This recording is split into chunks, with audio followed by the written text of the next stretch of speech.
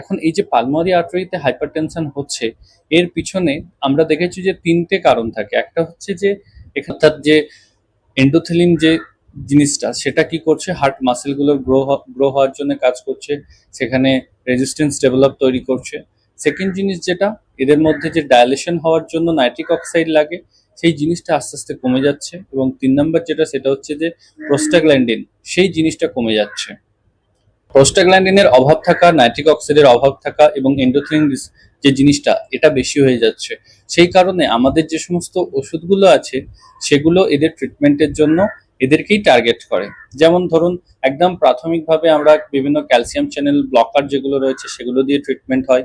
তারপরে যেগুলো ট্রিটমেন্ট হিসেবে আছে, সেটা হচ্ছে আমাদের যে ফসফোডাইএস্টারেজ ইনহিবিটর গুলো রয়েছে, এবং তার সাথে বিভিন্ন প্রোস্টাগ্ল্যান্ডিন অ্যানালগ যেগুলো রয়েছে, প্রোস্টাসাইক্লিন রয়েছে, এই সমস্ত মেডিসিনগুলো দিয়েই আস্তে আস্তে ট্রাই করা হয়।